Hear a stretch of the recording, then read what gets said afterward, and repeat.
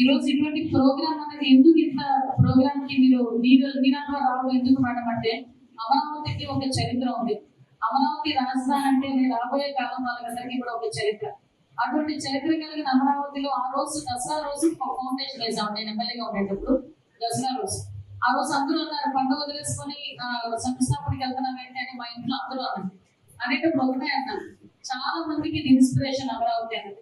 ఆంధ్రప్రదేశ్ విభజన జరిగిన తర్వాత ఆంధ్రప్రదేశ్ రాష్ట్రానికి ఒక రాజధాని విషయంలో ఆ రాష్ట్రానికి శంకుస్థాపన చేసే విషయంలో ఎమ్మెల్యేగా నేను ఆ రోజు నేను పార్టిసిపేట్ చేయడం అన్నది నాకు ఒక గర్వకారణం. రేపు పొద్దున్న నా జనరేషన్ నెక్స్ట్ జనరేషన్ కి కూడా మా వాళ్ళు అమరావతి శంకుస్థాపనలో పాల్పంచుకున్నారని చెప్పుకోవడం ఒక చరిత్ర.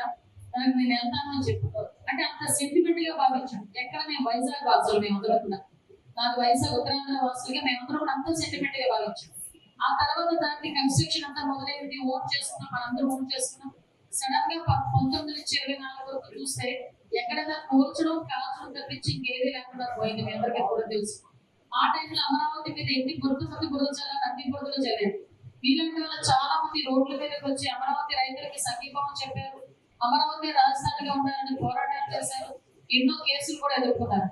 ఈ రోజు తిరిగి అమరావతిని పునర్నిర్మించుకునే ఒక సదావకాశం మళ్ళీ మీరే ఇచ్చారు ఈ రోజు ఎన్డీఏ కూటమి పక్షాలు. దానికి ఈ రోజు మనందరూ కూడా పార్టిసిపేట్ చేయడం మనందరి అదృష్టంగా భావించాలి.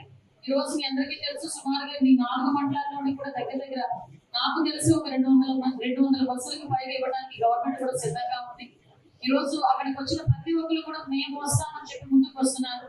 వాళ్ళందరినీ కూడా జాగ్రత్తగా వెండి దగ్గరికి తీసుకువెళ్ళడం, వాళ్ళకి అన్ని సౌకర్యాలు చూసుకోవడం, ఎక్కడ ఇబ్బంది లేకుండా మళ్ళీ వాళ్ళని తీసుకొచ్చి ఇంట్లో చేర్చడం అనేది కార్యకర్తలుగా ఎన్డీఏ కూటమి పక్షాన ఉన్న నాయకులుగా మనందరి బాధ్యత. ఏదో డిపార్ట్మెంట్ చూసుకుంటే అదే, డిపార్ట్మెంట్ ఏదో చేసుకుంటే అదే అన్నది మనం వదిలేకూడదు అని చెప్పడానికి కూడా ఇక్కడికి వచ్చారు. ఎందుకంటే ఈ రోజు వాళ్ళు ప్రతిపక్షంలో ఉన్న ప్రతిపక్షవాదం లేకపోయినా ప్రతి చిన్న విషయానికి కూడా రాజకీయం చేసి ఎక్కడ కూడా ఏ అవకాశం వచ్చినా కూడా ప్రజల్ని ఇబ్బంది పెట్టే దీంట్లో వాళ్ళందరూ కూడా వైఎస్ఆర్సీపీ పార్టీ వాళ్ళు ఉన్నారు. కాబట్టి మనం చాలా జాగ్రత్తగా మనం మొబిలైజ్ చేసుకోవడం కానీ వాళ్ళ జాగ్రత్తగా ఇంటికి తీసుకొచ్చే పరిస్థితి కూడా మనందరం కూడా తీసుకోవాలి. దీనికి అధికారులందరూ కూడా సహకరించాల్సిందిగా కోరుకుంటున్నాం.